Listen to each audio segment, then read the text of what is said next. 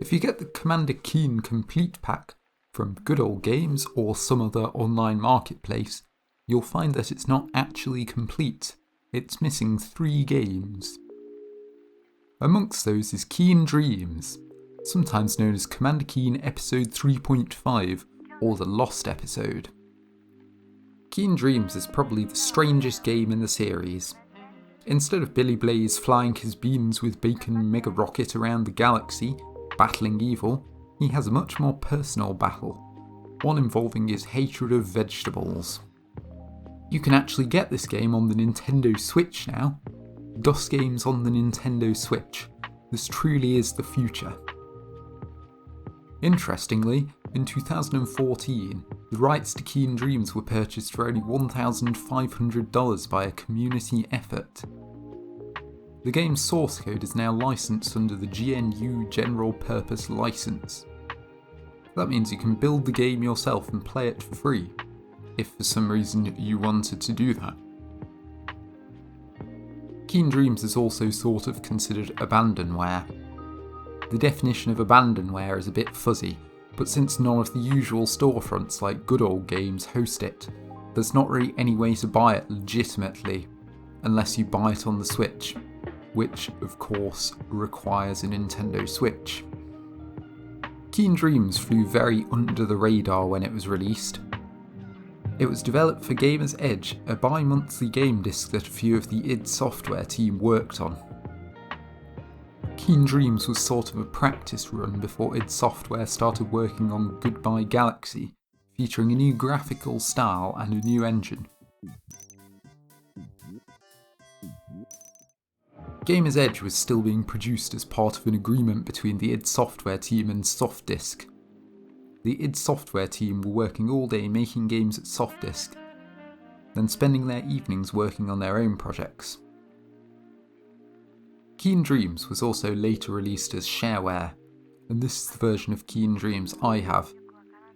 We are promised some bonus content if we purchase the registered version, the most recent version of the game, hints and tips on how to beat the levels, cheat codes, technical support to help you start and play the game, which hopefully nobody needed, and announcements of all the new games from Gamer's Edge.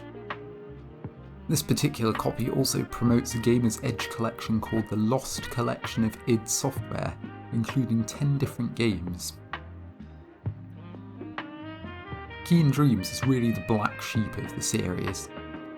There's many diversions from the usual gameplay, but most notably, Keen doesn't even have his signature pogo stick anymore.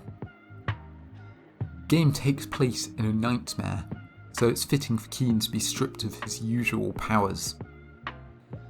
He's also wearing some pyjamas, along with some cute pink bunny slippers, which I really like the sprite work on.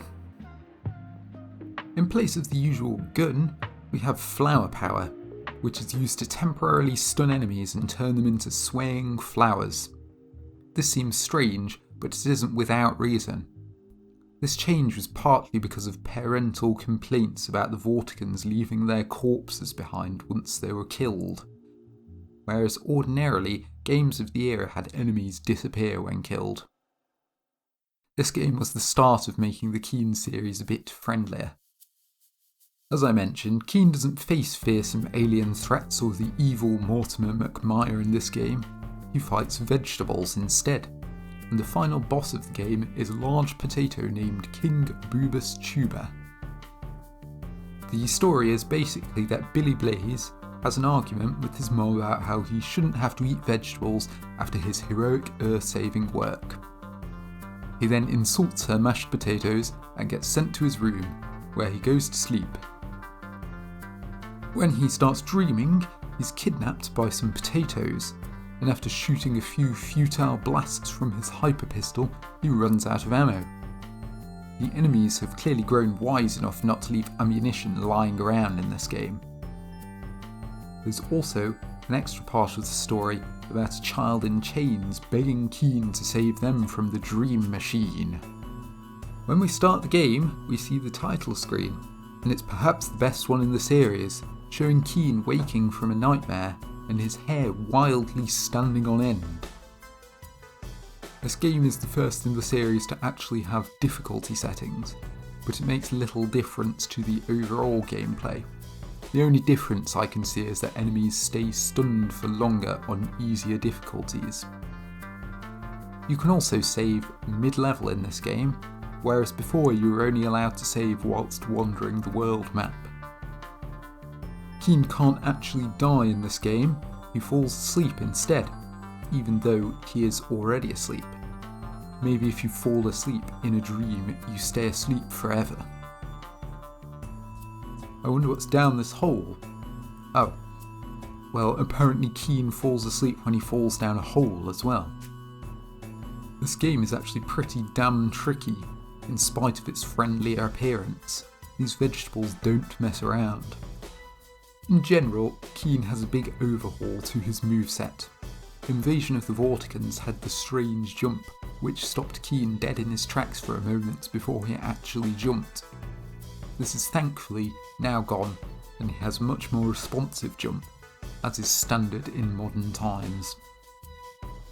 Keen of course doesn't have his pogo stick in this game, so the pogo button is now used to throw flower power seeds instead.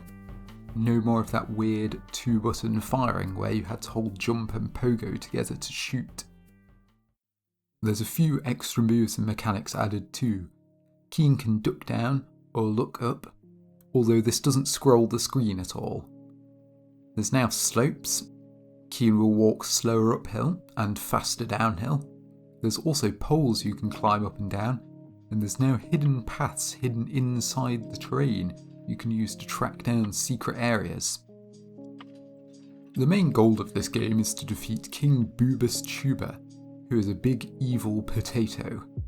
To do this, Keen has to collect Boobus bombs to blow him up. It's strange that he's unable to stock up on his hyper pistol ammo, yet he's able to gather explosives which have the sole purpose of killing the king of the land. When Boobus bombs are available in a level, Boobus bombs near will appear, and you can search for them within the level, or you can head straight for the exit as usual. Do you want to know what happens if you don't collect enough Boobus bombs to defeat King Boobus Tuber? I heroically completed every level without collecting a single bomb. You can't possibly defeat King Boobus Tuber without 12 Boobus bombs. Since you can't re-enter any levels, the game is now left in an unwinnable state. I'm not really sure what I was expecting.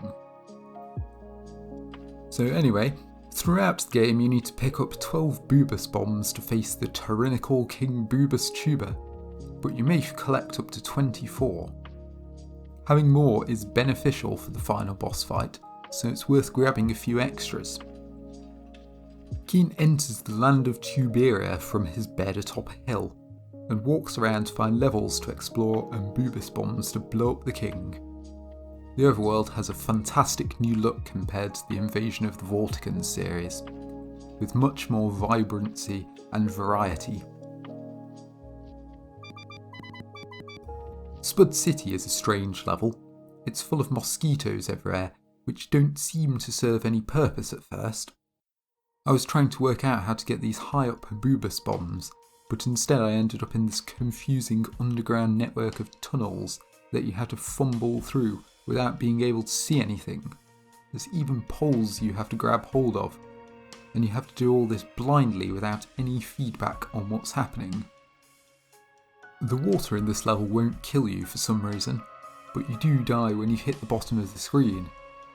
There's an eyeball here that I can't work out how to reach, which would apparently give me 3 extra lives and 8 extra shots.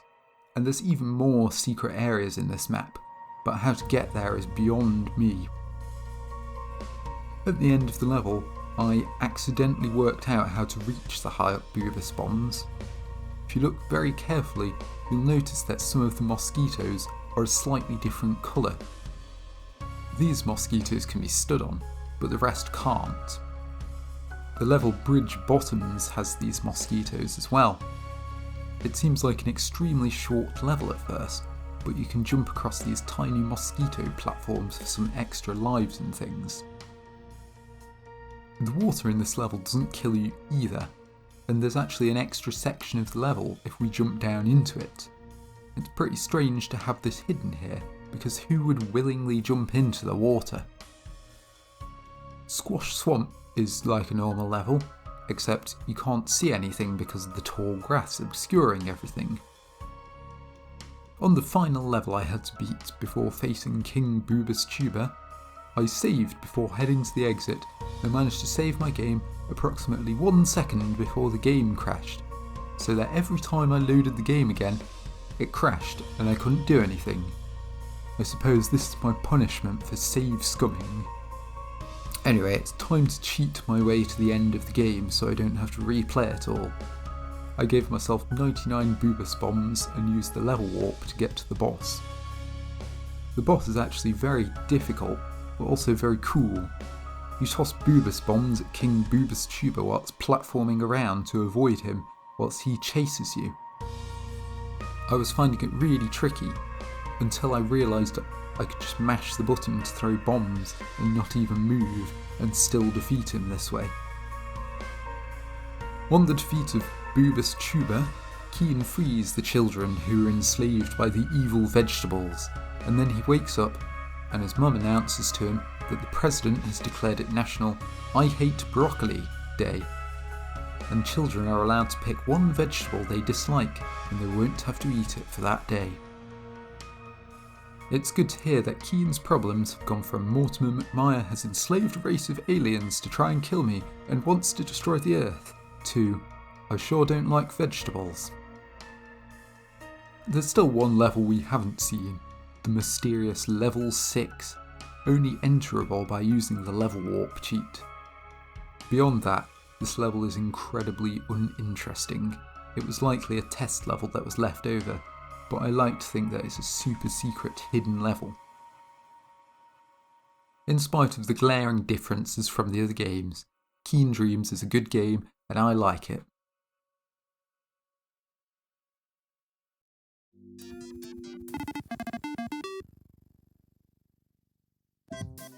Welcome to a kick in your pants in good old Hillville. We finally have music in Commander Keen. None of the games up to this point have any music. The sound design wasn't exactly pleasant to listen to either. Sound cards weren't particularly common in the days Invasion of the Vorticons was released, and as such the sound was designed to be playable through the PC's internal speaker, which was extremely limited.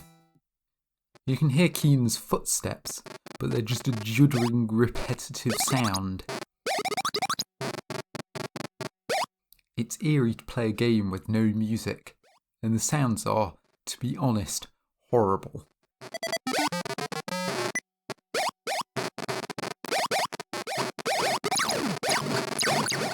If you ask me, it's just best to turn the sound off and play your own music. Probably welcome to a kick in your pants in good old Hillville.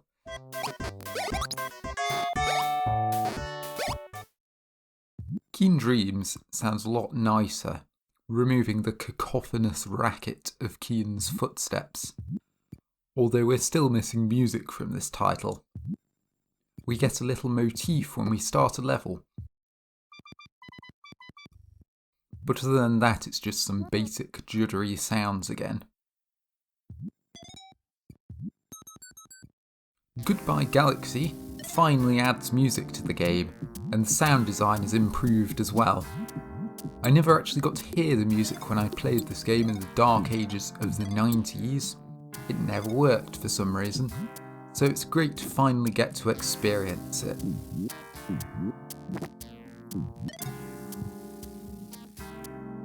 There really are some great songs in these games.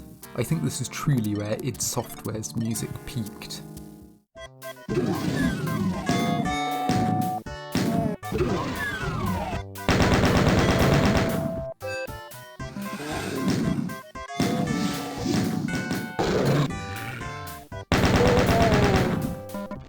For some reason, a lot of people don't really like Keen Dreams. Between that and Keen Must Die, it's the most universally disliked. I personally quite liked Keen Dreams, but whether you love it or hate it, it paved the way for what are definitely the best games in the series, the Goodbye Galaxy games.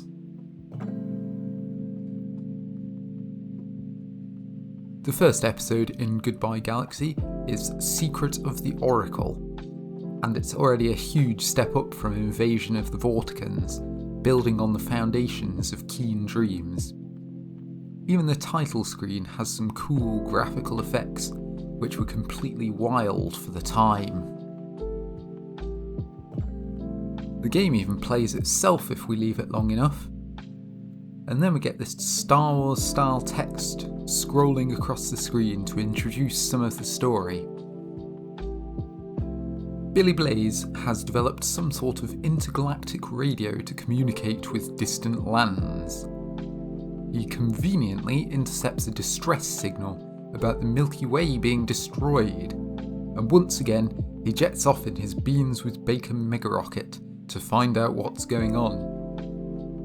But before he can do this, his parents rudely interrupt by calling him for supper, so he zaps them with a stun gun, leaving them frozen in place. Keen arrives at the planet Gnosticus 4 and has a chat with the residents. He finds out that the Shikadi, who are these mysterious energy beings, have captured their council members and they need them rescued to activate the fabled oracle. The council members are, fortunately, immortal, so they're simply being held hostage, hidden away in the shadowlands of Gnosticus 4, waiting for Keen to rescue them. One of them is even hidden underwater. And so the game begins as Keen heads down to the hostile shadowlands of Gnosticus 4 to track down the council members. There's 18 pages of order information included with this game, and the promise of a huge 1.6 megabytes of graphics in some of the future Keen games. There's also a Pong game included in the menu for some reason, which I didn't do very well at. The menu is supposed to be Keen's wristwatch, and he himself built this game for some entertainment while saving the universe, I suppose. This game is such a refreshing change from Invasion of the Vorticons. It feels like the controls were brought into the modern era. There's no more strange jumping delays, there's no more cacophonous noises.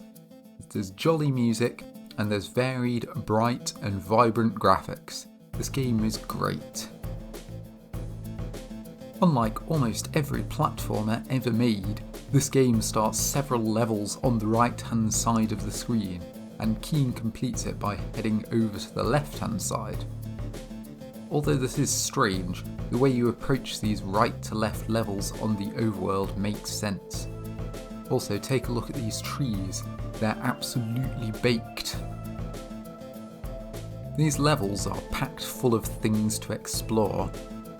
In Slug Village we can take the simple route across the top of the level, but if we want, we can head down underground and explore the sprawling tunnels. And yes, these slugs do poop deadly poop made of poison. Keen doesn't kill anything in this game, instead opting to use the neural stunner he previously used on his parents. This was probably in response to the parental feedback I mentioned during Keen Dreams, where they were unhappy with Vorticons dying and leaving corpses behind. There are some theories floating around though, which fits in with the game's stories. In the Invasion of the Vorticons games, it's revealed to Keen that he had been killing innocent Vorticons that were being controlled by Mortimer McMire. Keen's traumatised by all the senseless murder he's been involved in, and decides to no longer kill anything.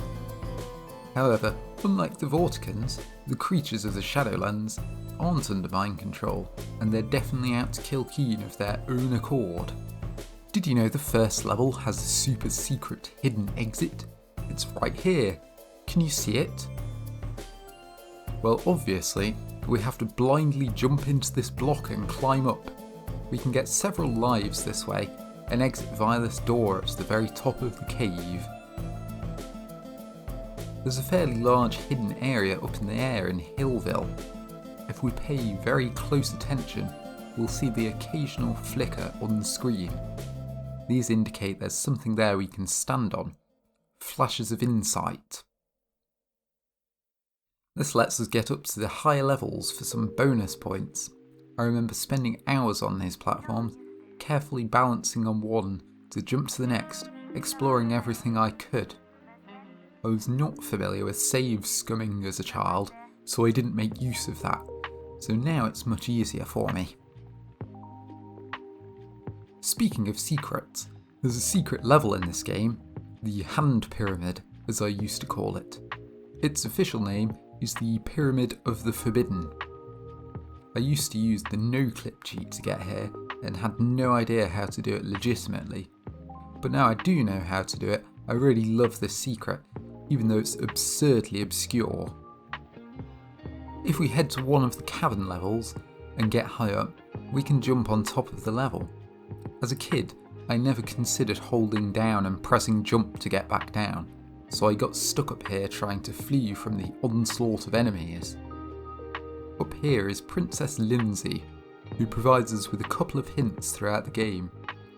If you actually manage to find her, that is, because it requires you to jump from a platform hidden behind a cloud, and you can't see her unless you jump on this platform. So you not only have to know how to get up here, you also have to randomly jump about and hope for the best. Princess Lindsay tells us the secret to get to the Pyramid of the Forbidden is underneath the Pyramid of the Moons, so let's head over there. In one part of the Pyramid of the Moons, we can find these small yellow worms, inchworms. There's a lot of these around this area, and what do 12 inches make? A foot. We gather the worms together, and they form a foot. This secret is brilliant, and when we've worked out this convoluted puzzle, we get taken to the Pyramid of the Forbidden, the most ridiculously difficult level in the game, perhaps even the hardest level in the entire series. This level means business, and after we get there, we have to beat it to get back to the main area of the Shadowlands. There's 6 rooms full of challenges here, and they're all absolutely hard as nails. I must have saved my game about 100 times to make it through. It's absolutely punishing.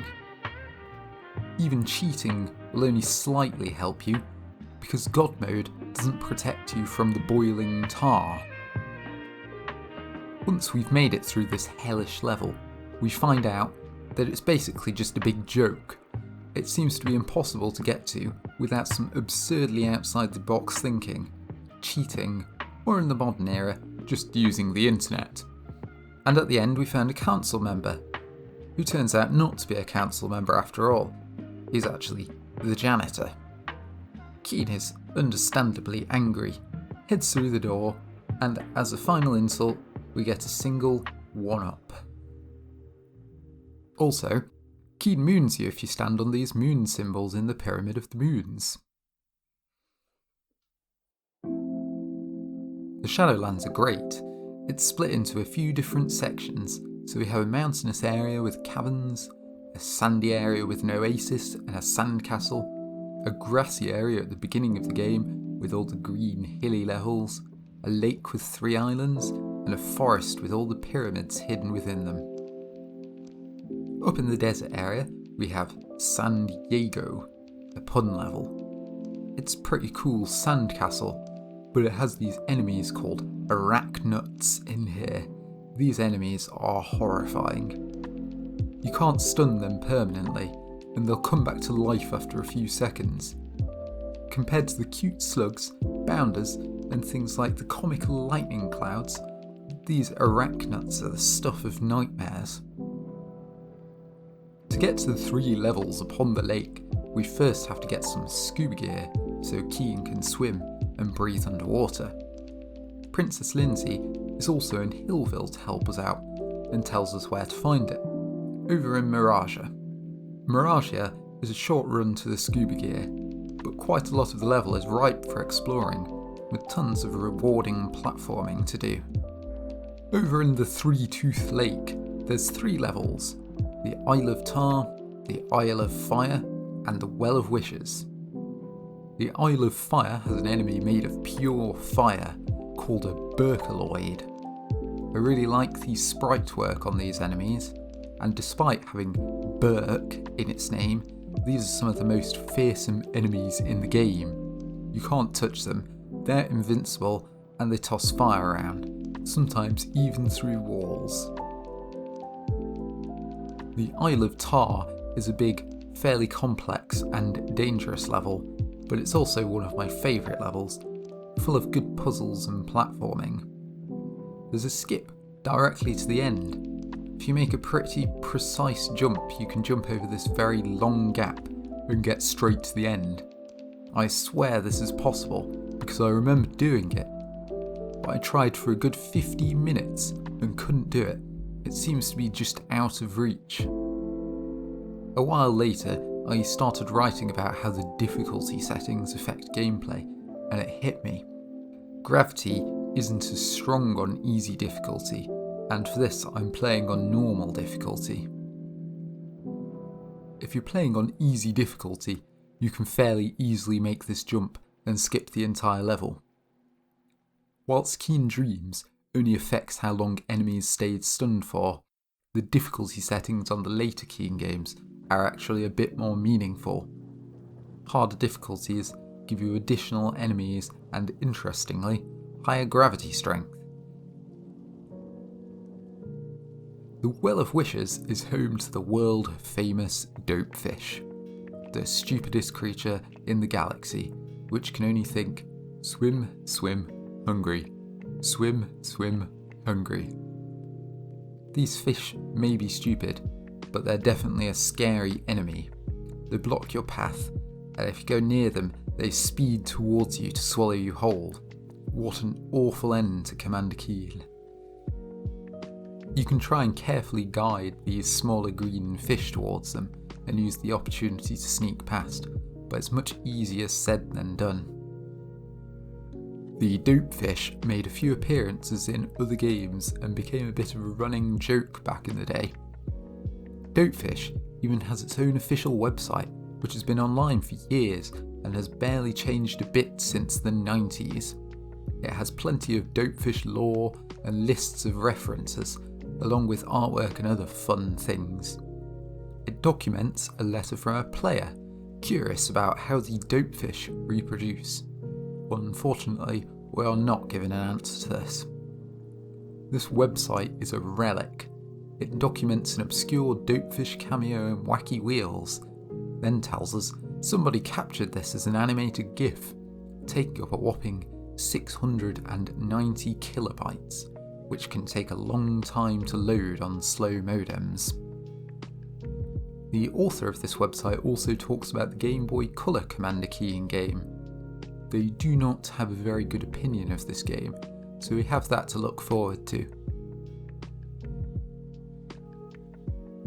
I died a lot in Secret of the Oracle, like I always do in these games, but I never really felt like this game was cheap or unfair like some of the previous ones. Of course, the Pyramid of the Forbidden is an exception, but that level is kind of a joke level anyway. I do still wish there were checkpoints, but instead I just save scummed my way through like usual. As a whole, I feel like the levels are far better designed, with lots of tucked away secret areas, encouraging you to explore and try jumping into walls to see if any passages are hidden away.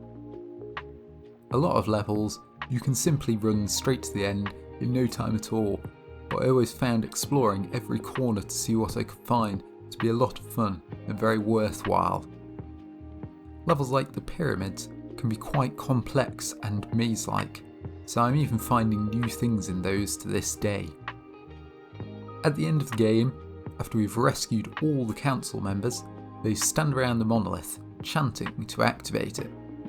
This standard galactic alphabet text translates to Acme Oracle, by the way. Once activated, a message is decoded, telling us the Shikadi are producing an Armageddon Machine to destroy the galaxy and rebuild it to their liking. The Armageddon Machine was probably also produced by Acme, I imagine. Keen expresses his horror upon finding out what the Shikadi look like. Then it shows us his parents are still stunned in place, just as he left them. But his parents will have to wait for now. Keen jets off to destroy the Armageddon Machine.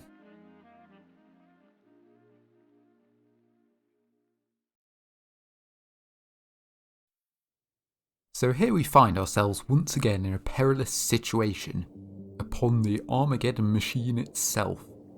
And as usual, everything wants to kill us. The Armageddon Machine, also called the Omega-matic, is not actually from Acme, it turns out. It's instead from Vitacorp and requires assembly. Probably comes flat packed. It promises a 100,000 light-year diameter quantum explosion though. So once again, the Earth is at stake.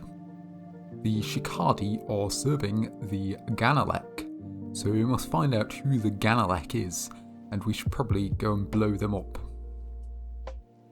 This game is the start of what is unfamiliar territory for me, and it shows. I almost game overed on level 1.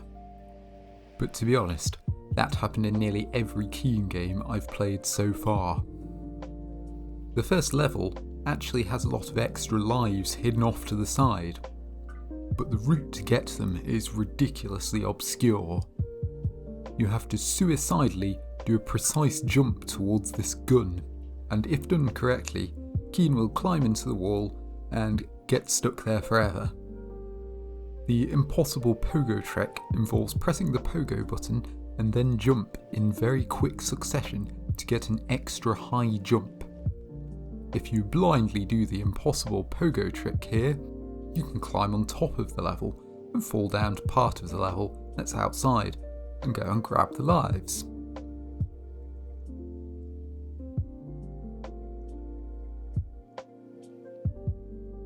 This game is pretty much the same as Secret of the Oracle in terms of gameplay, but with new enemies and a robotic, mechanical theme to it. Although I miss the bright, vibrant colours of the Shadowlands, it doesn't really detract from the fun of this game. In addition to the coloured gems you can collect to unlock gates, some levels in this game also have a key card hidden in them, which are required to unlock the exit. Energy Flow Systems features John Romero's name hidden in some pipework. If you head to the bottom of the level, there's a secret passage and we can run alongside his signature. Wait, is that a swastika? Yeah, this level also has a swastika hidden in it. This was nothing to do with a preference for Nazis, of course. It was simply supposed to be a reference to the upcoming Wolfenstein 3D game, which is a game in which you kill Nazis. This was removed in later releases because not everybody would know about Wolfenstein 3D, especially considering it wasn't released at the time of the Armageddon Machine's release, and so it just ended up giving off a bad impression. A few levels in, it becomes apparent that our short-term goal is to break some fuses which are protecting the main elevator shaft. So in a twist of events, every level in this game is actually required. There's no more optional levels, no more getting by completing only 2 levels. Unless you use the wrong warp glitch, of course. If we grab hold of a pole and then get pushed off, when we exit the level via a door, we get warped to the secret level for some reason. Basically, a variable gets set incorrectly, meaning that the door animation doesn't play properly. We can see Keen doesn't move upwards like he's supposed to. This means that when the game looks up the door's destination, it incorrectly looks up the destination of the tile below the door, which returns 0, which just happens to be the value required to warp to the secret level on the world map. We can actually do this glitch in the first level. Beating the secret level can take us to the end of the game, so we can beat Keen 5 by only playing 3 levels. Keen Must Die still takes first place for completion time, with a top speedrun time under 2 minutes and with only 2 required levels. The Armageddon Machine has been beaten in 2 minutes and 15 seconds and requires 3 levels, so it takes a firm second place. The secret level is on nearby planet Korath 3, not on the Armageddon Machine itself.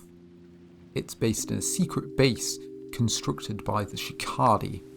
We can actually just about see this area on the title screen, and there's a small hint it's here on the first level. As with Secret of the Oracle, this is another secret level that's absurdly difficult to find, requiring you to jump down a hole at the end of one of the final levels. The catch is that you can't actually see the hole, because it's blocked by some foreground decoration. There's barely a hint that a secret area is even here. It can be seen from other parts of the level, but finding it is another matter altogether. Once you blindly jump down a hole that you have no way of knowing is actually there, there's a small gauntlet to complete before you can exit through a teleporter. By the way, this hold is actually right next to the level exit, so you will have already completed nearly the entire level at this point. The destination of the teleporter is the secret base on Korath 3, and there's a security gate to get through. This level is actually a lot of fun. It's inhabited by the Korath, which are harmless, walking Scottish stereotypes, and the song Bagpipes Nearly Kilt Me plays in the background. It's also an insanely tall level, requiring 2 long climbs to get to the top and gather all the items required to finish the level. There is a secret second way to beat the level though, which requires none of the climbing. You can catch a glimpse of a fuse when you get to the regular exit, and you can get to the fuse by the old trick of blindly jumping into a wall and hoping for the best. I wonder what that fuse was for. Here's a fun fact. You can't break the fuse playing on easy difficulty for some reason. So what is the fuse for? Breaking this fuse gives you an alternative ending sequence. It powers the Shikadi's getaway ship, and they can't escape after the Omega-matic is disabled. The Shikadi, those powerful energy beings, with their horrible energy dogs, get arrested by the Korath 3 police for double parking. The final level of the game is absolutely brutal, the Quantum Explosion Dynamo. If we take the easy route to the left, we find ourselves stuck behind several gem gates. The only other way we can go is to the right, and this involves the infamous dog pit. This is just pure RNG trash. You have to jump into the dog pit and hope to get lucky enough to be able to hop down below out of harm's way, but there's no good way of doing this. You just have to jump and hope for the best. Once we make it through the dog pit, we can hop through the rest of the level, avoid many hazards, collect the other gems, and avoid the gigantic Shikadi master who randomly teleports around and shoots energy beams at you. The final thing we have to break, the Quantum Explosion Dynamo itself, is no match for Keaton's pogo stick. Oh wait, actually it is. We've instead got to carefully guide these Shikadi bombs over to blow it up. Once that's all said and done, the game abruptly ends to tell us that we completed Goodbye Galaxy and the galaxy is saved. Keen heads home and gives his parents ice cream to stir them from their neural stunning. Something about this ending feels really depressing. Just look at this sad scene of Keen with his barely conscious parents. Before Keen leaves the Omega-matic, we get a little teaser about who the Ganalek is when Keen explores the control room. We see a football helmet on the floor. A close-up shot shows the initials MM on the helmet. Mortimer McMire. But didn't we kill him? Keen also picks up a note that he intends to translate when he gets home. It's written in the standard galactic alphabet, which thankfully other people have translated, so I don't have to. Dear Billy, you fell for my android duplicate ploy in the mangling machine, and now you've fallen for it again. I'm blowing up the universe. not the stupid galaxy. This was just a big distraction. Dodo. Tag, you're it. Mortimer.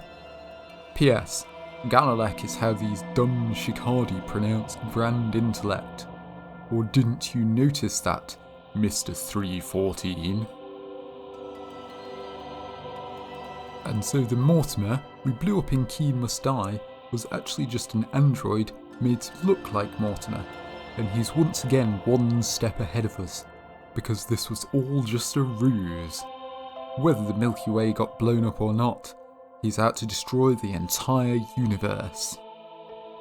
We also get a teaser for the next series of games, The Universe is Toast, with Commander Keen wearing a nice Christmas hat.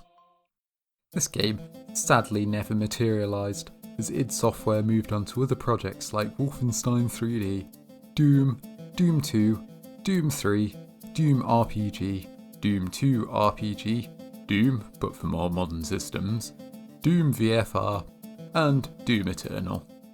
But fans have taken it into their own hands, and we have an unofficial version of The Universe is Toast, based on the Goodbye Galaxy engine. The rights for Commander Keen eventually ended up in the hands of Bethesda Software, who brought us the cancelled mobile game that nobody liked. But in a surprise move, Microsoft acquired Bethesda, so now Commander Keen belongs with Microsoft. Perhaps we'll see a Commander Keen resurrection after all. Tom Hall, the designer of Commander Keen, briefly discusses The Universe's Toast in an interview with 3D Realms, talking about how he wanted to bring Commander Keen into the third dimension. But sadly, we never got to see any of that, and it's likely we never will. There does exist a small tech demo for Keen 7, which shows some pretty great looking graphics and fully parallaxing backgrounds, but little else. The game was only worked on for 2 weeks before Wolfenstein 3D took over. And so that's it for Goodbye Galaxy. Due to publishing complications, Keen 6, or Aliens Ate My Babysitter, had to be released as a standalone game instead of being a part of the Goodbye Galaxy series, as was originally intended. Because of this, Goodbye Galaxy actually sold worse than Invasion of the Vorticons, which is a shame since I consider the later games to be a much more enjoyable experience. Keen 5, The Armageddon Machine, is John Romero's personal favourite, and as in true id Software style, it was developed in a mere month. Keen 4 and Keen 5 are definitely my favourite games out of the lot. I have good childhood memories associated with Secret of the Oracle. But the Armageddon Machine I've barely touched, and despite its age, playing it now is still an incredibly enjoyable experience. Thanks for watching my video. If you enjoyed it, leave me a like and a comment, and don't forget to subscribe if you're new here, so you can get notified when I release the final part of this video.